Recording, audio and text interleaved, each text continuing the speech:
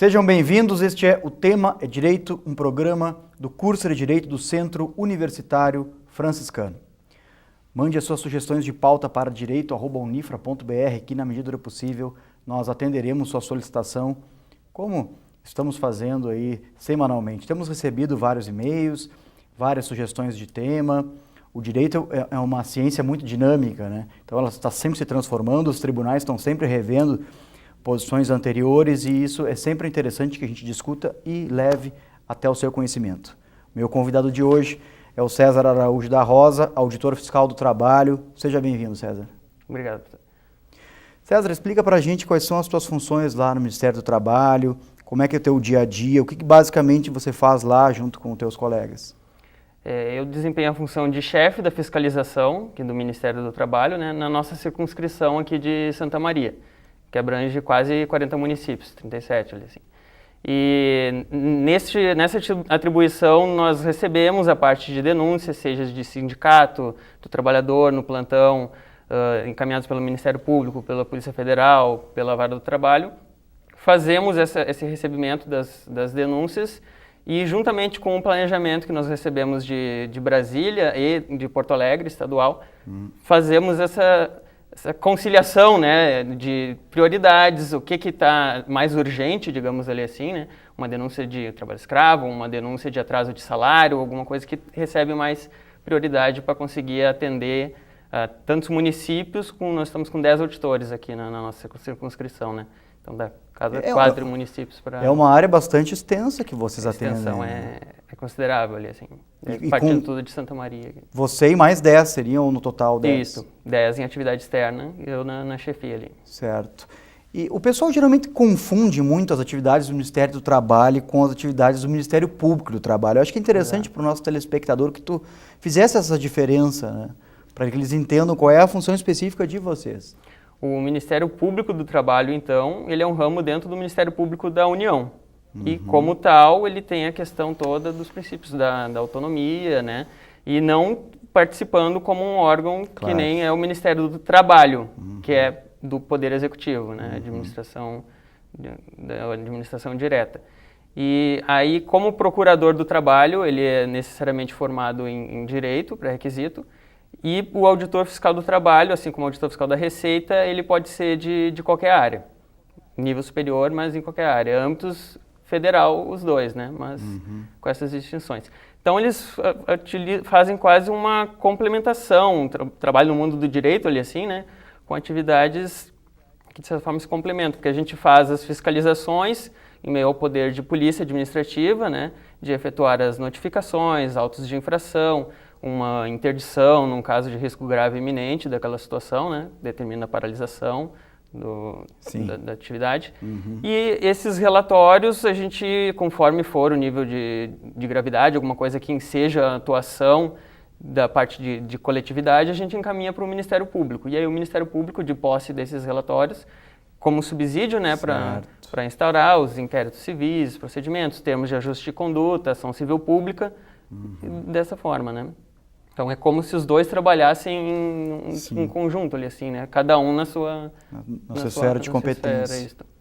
Tu és acadêmico aqui do curso de Direito da Unifra, não? Isso. Me dizias ali antes que está no quinto semestre. Quinto semestre. Qual é essa relação, assim, entre, né, o teu trabalho e o curso? Porque o curso acaba enfrentando outras coisas, né?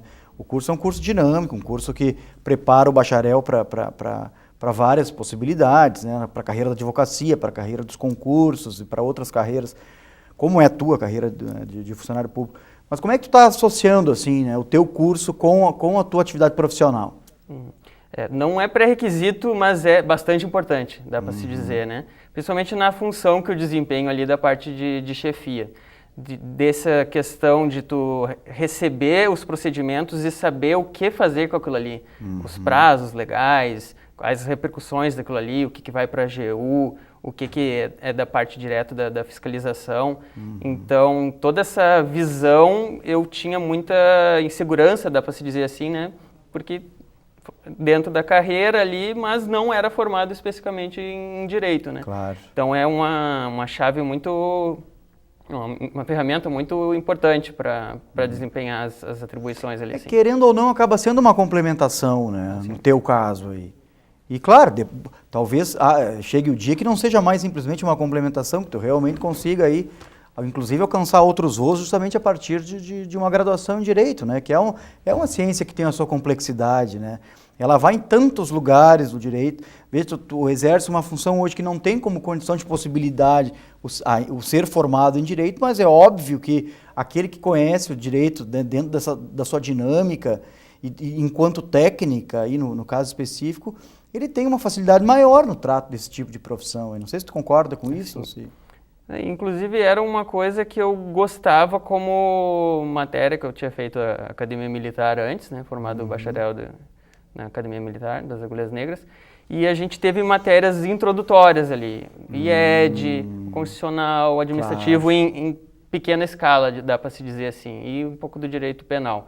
E aquilo ali parece que me despertou assim, que interessante. Eu acho que se um dia eu tiver que fazer uma faculdade, uma opção vai ser o direito. Aí chegou o dia.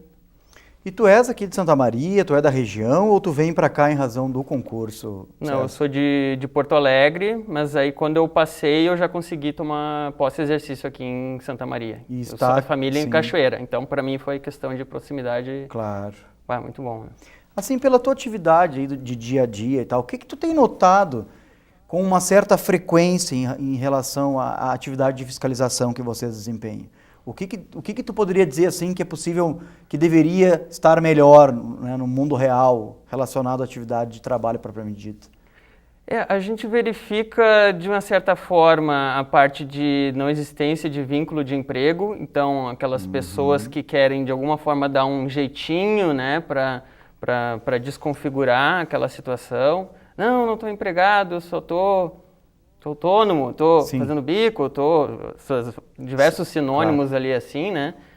E de outra parte também, às vezes, os direitos básicos que não são fornecidos ali para o trabalhador e que aí depois ele acaba só após a demissão tendo que procurar a Justiça do Trabalho para ter todo esse incremento, né, de demandas.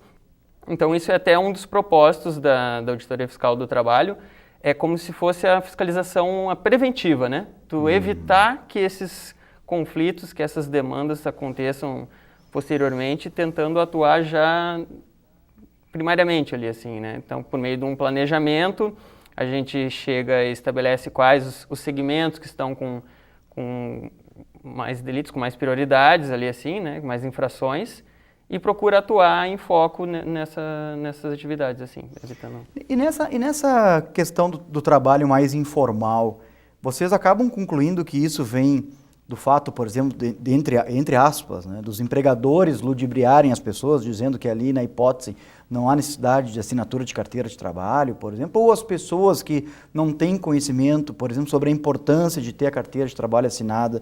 Vocês conseguem visualizar a diferença entre essas duas coisas? Eu acho que tem um pouco de ambos, assim, sabe? Tem alguns empregados que agem de má fé, que, por exemplo, querem receber o benefício do seguro-desemprego, claro, e para isso solicitam que não sejam registrados, né?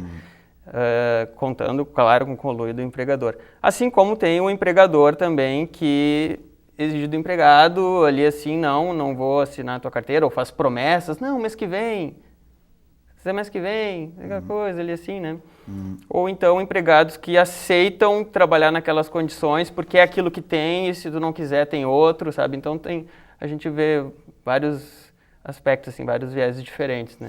Eu acho que no segundo bloco a gente pode trabalhar especificamente sobre esse tema, né? A importância do registro formal da relação de emprego, para que as pessoas, né, que estão nos ouvindo aí, nos assistindo, elas tenham noção juridicamente qual é a importância de se falar nisso. Mas antes eu queria saber de ti o seguinte, César.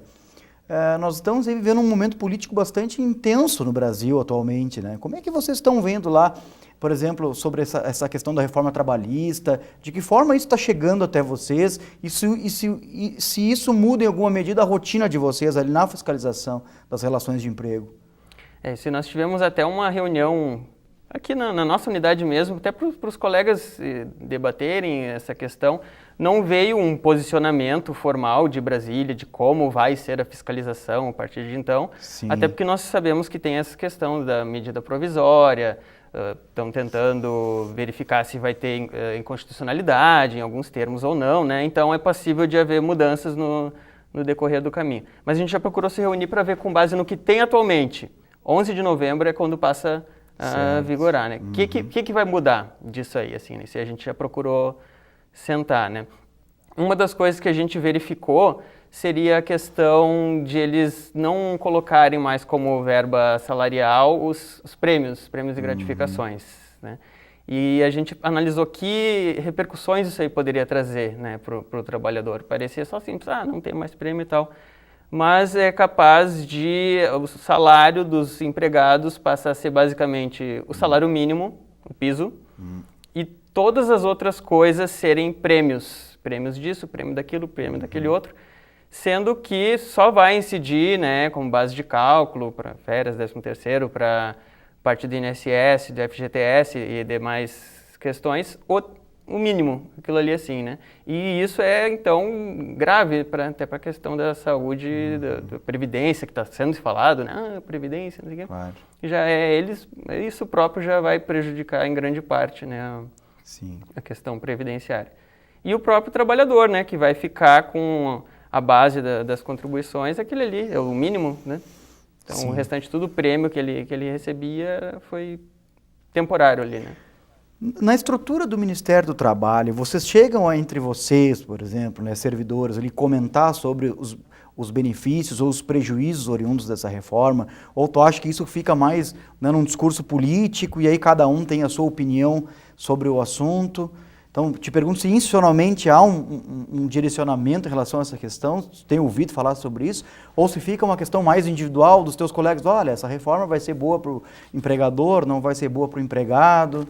Como funciona mais ou menos isso lá para vocês? Não, o direcionamento institucional, assim, de posição política não se tem, né? Até porque a gente está ali como auditor fiscal fazer cumprir a lei. Claro. Ponto, né? Então, queira eu goste ou não da lei, ela está ali para ser cumprida, né? Então, o que a gente fala internamente entre a gente é que nem isso que eu falei, a nossa discussão para ver os aspectos positivos e negativos, o que a gente acharia daquilo ali, assim, né? Mas não para chegar e dizer, eu não concordo com isso aí, então eu não vou exigir do empregador porque eu acho que não, sabe? Não, nem poderiam, né? Sim.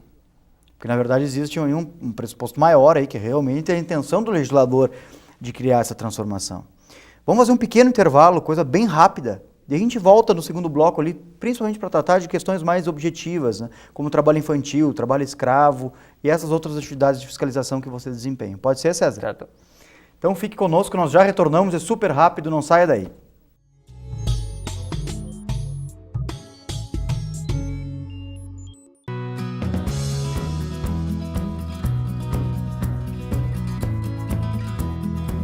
Se você gosta de música, tem uma banda ou algum trabalho solo autoral e tá a fim de divulgar a sua arte, eu te faço companhia no Estúdio Cultural todas as quintas-feiras aqui na TV Unifra.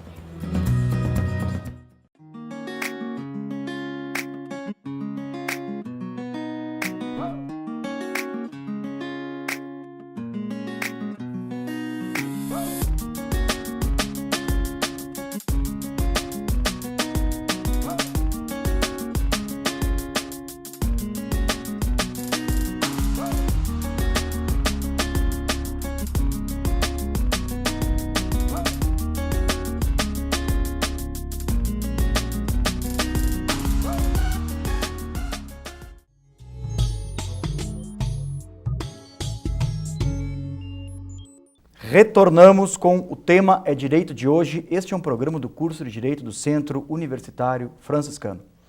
Mande as suas sugestões de pauta para direito@unifra.br, que na medida do possível nós atenderemos a sua solicitação, como temos feito, com os inúmeros e-mails que temos recebidos durante a semana, né? Então são e-mails que nos sugerem convidados, temas, etc. Como disse na abertura do programa, hoje o direito é uma ciência em constante transformação, em constante mutação, então é sempre bom que a gente consiga refletir aqui e conversar sobre temas que são das mais variadas naturezas. Meu convidado de hoje, apresentei no primeiro bloco, o César Araújo da Rosa, é auditor fiscal do trabalho, lotado aqui em Santa Maria, não, César? E acadêmico aqui do curso de Direito do Centro Universitário Franciscano. Vou te fazer uma pergunta assim, bem, né, fora do nosso protocolo. O que te chamou a atenção o curso de Direito aqui da Unifra? Obviamente tinha as outras opções, né, como todos têm, mas por que a escolha aqui pelo curso dessa instituição? Eu acabei optando, dei como prioridade 2 questões ali assim. Uma delas foi a proximidade, residência e trabalho para mim, muito bem localizado. E a segunda é que eu tinha um referencial que me passavam muito bem dos professores, dos instrutores do conteúdo. Não, o direito da Unifra é muito bem conceituado e tal.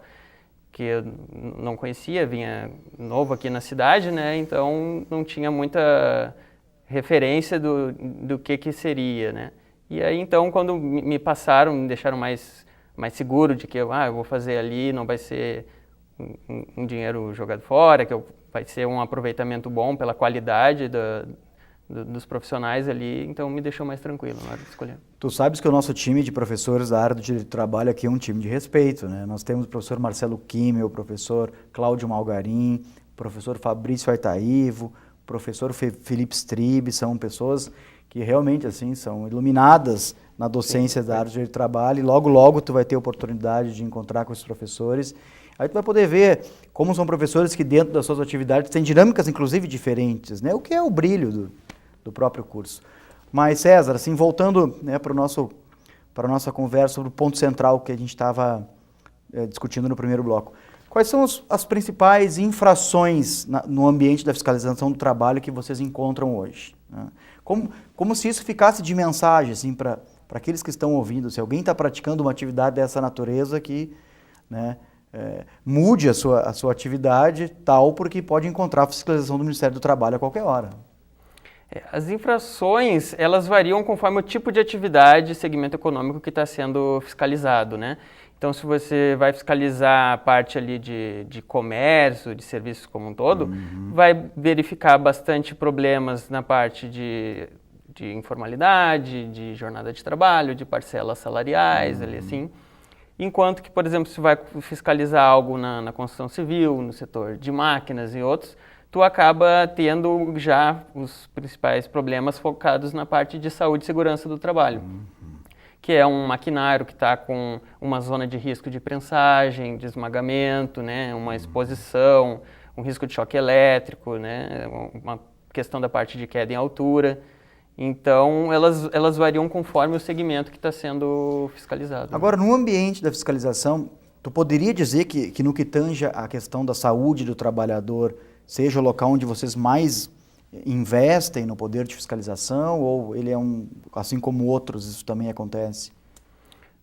Ele atua em conjunto com outros também, porque a gente atua por projetos, né? Os projetos que são vindos de Brasília, com segmentos econômicos definidos as prioridades.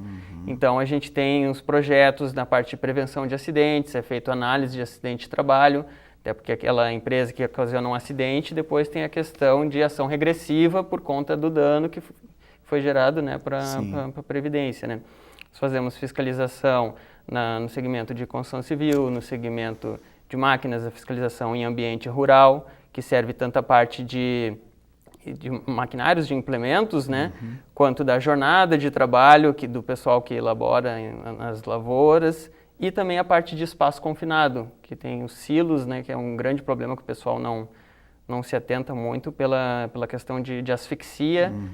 Inclusive, um dos maiores causadores de mortes aqui na nossa região, por que pareça, são os silos, da parte de queda e altura, principalmente, e de asfixia. Então, costumeiramente eram os setores de construção civil, com parte de risco de choque elétrico, e a gente notou que essa atuação mais incisiva na construção civil deu uma melhorada nas condições ali assim.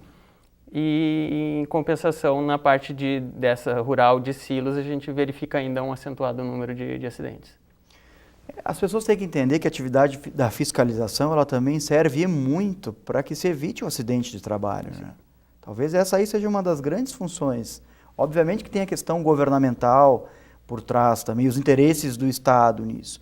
Porque o direito do trabalho, acima de qualquer outra coisa, ele é um direito social, né? É um direito que é conquistado dentro de um movimento, inclusive constitucional brasileiro. Um direito conquistado a duras penas, né? Então as pessoas têm que entender isso, que não é claro que ninguém gosta em princípio, de receber um fiscal do trabalho, que já parte do pressuposto que está fazendo alguma coisa errada, né? Mas o que as pessoas definitivamente devem entender é que aquilo ali serve, ao fim e ao cabo, para que reduza o número de acidentes de trabalho e para que as leis sejam cumpridas, obviamente, na modalidade, né, pelas quais elas foram criadas. Mas olha só, César, vou te lançar um tema assim para ti, dentro da perspectiva da tua atividade, que tu te manifeste, tá? Vou te pedir isso, assim. Trabalho escravo. É possível falar o que sobre isso dentro da... Pode pegar aqui a região, se tu quiseres. Trabalho escravo aqui na nossa região, a gente não chega a constatar muito dessa típico trabalho escravo que dizem, né? A gente verifica situações precárias, situações de irregularidade, em que as empresas são autuadas, né? Que ocorre interdição, ou para melhora das condições que os trabalhadores se encontram. Mas o trabalho escravo mesmo, assim como ocorre em grupos móveis do combate ao trabalho escravo que existe no país afora aqui, não chega a acontecer aqui. Com carvoarias, com canaviais, com esse tipo, o mais característico, digamos ali assim, né? A gente não chega a constatar aqui. A gente já verifica, às vezes, tem algumas denúncias que as pessoas acham uma situação precária e como se ela, digamos, banalizasse o termo. Ele trabalha que nem um escravo, sabe? Aí quando chega pra gente ali assim, a denúncia de trabalho escravo, claro, vai atuar com toda a prioridade exigida, né, pela atividade, mas quando vai verificar não é aquilo ali assim, sabe? Às vezes a situação que não, alguma irregularidade que outra e tal, mas que não seja o afastamento ali assim. Mas e há algum histórico recente de trabalho escravo no Rio Grande do Sul que tu lembre, assim, né? Desde a época que tu entrasse na função? Aqui nós tivemos, acho que o ano passado teve uma das nossas cidades pertencentes à circunscrição, né? Foi Cacequi, ou Tupã também, mas essa parte do trabalho escravo, porque ele era um local rural, afastado, sem as mínimas condições, sem água potável, sem alojamento, então fez todo o contexto para configurar aquilo ali que os colegas chegaram. E aí a gente faz, né, nesse caso, o afastamento dos trabalhadores, tem todo o trâmite, encaminha para o Ministério Público do Trabalho também, para dar andamento, né, faz um termo de ajuste de conduta ou uma ação civil pública com os danos morais. Então tem todo o desfecho, né, por parte da... Sobre o trabalho infantil, o que é possível dizer? O trabalho infantil era um dos principais atuações que a gente fazia aqui, assim, procurava até fazer uma vez por ano, no dia do combate ao trabalho infantil, né, uma fiscalização em um segmento prioritário dali, que se constatava mais, que às vezes era a parte de lavagem de veículos, impostos de combustível, no segmento da construção civil, e nós verificamos que houve uma certa redução na questão de índice de trabalho infantil, graças a Deus, né?